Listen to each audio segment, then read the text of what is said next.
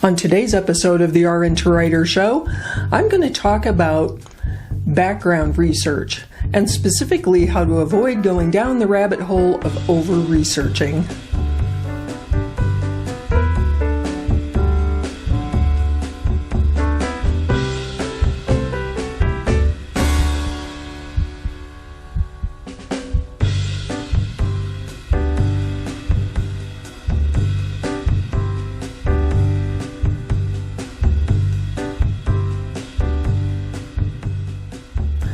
Welcome to the RN2writer Show. I'm your host, Elizabeth Hanes RN. I built a six-figure writing business in my spare time. Yep, I really did. And today, I teach other nurses and clinicians how to do the same thing. So today, I wanted to talk about an issue that comes up frequently in our coaching programs. In case you're unaware, we have two coaching programs. One is the Complete Guide to Content Marketing Writing for Nurses. That includes 12 weeks of coaching. And then we have our follow-on program, RN2writer Stat. That includes 52 weeks of coaching, so that you don't have to go through all this alone. You can get my expertise to help you all along the way. And as I said, one of the questions that comes up frequently in these coaching sessions is, how much research do you do before you start writing a piece and during writing a piece? And specifically, how do you avoid going down the rabbit hole of study after study after study, trying to become an expert and really getting into p-values and all that stuff? So today I wanted to address that by giving you three things to consider for doing research before and while you're writing a piece. I want to start by saying it's important you not over-research topics before you write about them, because you will tank your effective hourly rate. Time is money for us freelancers, right? So let me first explain what the effective hourly rate is. This is the rate you would earn on a project-based price if the client were paying you hourly. That sounds confusing, so let me explain it better. Let's say a client agreed to pay you $1,000 for a blog post, and that blog post ended up taking you 4 hours to write. If you divide 1,000 by 4, you get $250. So that would be your effective hourly rate, $250 an hour. Not too shabby, right? But as you can see, if you invest 20 hours in researching that, that bottoms out your effective hourly rate to something that's not sustainable. So let me tell you now, let me explain how to corral your research so that you don't spend so much time researching it that you end up making no money on the project. Okay. The first thing to consider when deciding how much time to invest in research is the knowledge level of your audience. If you are writing a piece for an audience that is business to business, so these may be experts in their field, then logically, you may need to invest more time in researching the topic so that you can speak to them on a more of a peer level, right?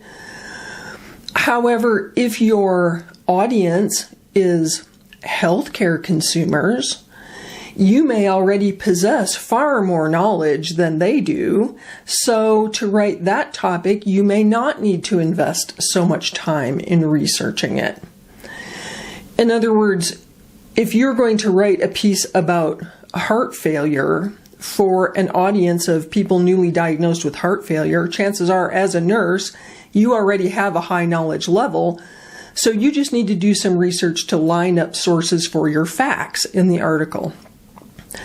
On the other hand, one of the hardest pieces I personally ever wrote was a white paper on financing mergers and acquisitions in healthcare. Don't ask me what possessed me to take that on, because I don't know anything about financing. I had to invest in a ton of research just to learn the language, because this was going to be read by an audience of people that was their everyday business.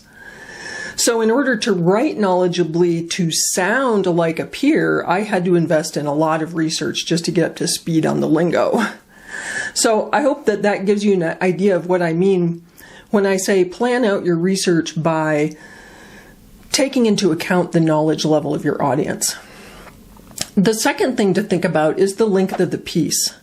You know, if you're writing a 500-word article or blog post or sidebar, don't interview 6 experts for it. I mean, what would the point of that be, right? Try to make your amount of research commensurate with the length of the piece and the depth that you're going to go into the topic. In 500 words, you are not going to cite a ton of studies about, diabetes. It's just not going to work, right? So take that into account also. Thirdly, take into account what you're getting paid. Now, I'm not saying if you're writing something for a small amount of money that you should do shoddy research and just turn in something that's not very high quality. That's not what I'm saying at all.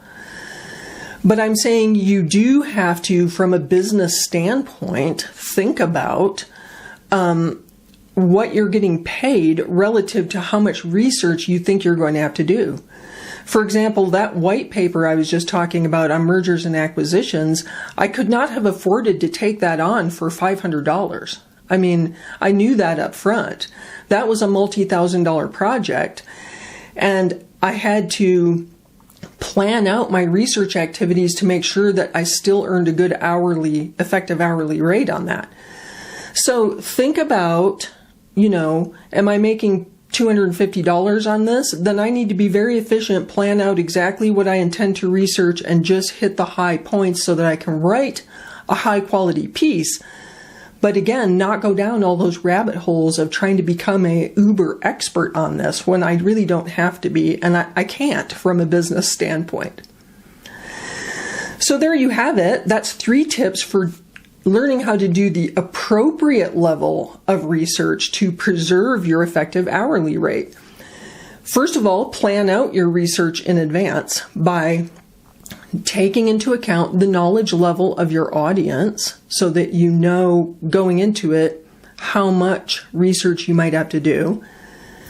Also consider the length of the piece so that you don't over-research, based on a short piece as opposed to a long piece. And third, evaluate what you're getting paid so that you can be sure that you research efficiently to keep your effective hourly rate as high as possible. That's really it. I hope that you found that useful. Thank you again for tuning into this episode of the RN2writer Show. I'm your host, Elizabeth Hanes RN. Be sure to subscribe on YouTube and follow us on Spotify and Apple Podcasts. And until next time, keep pitching.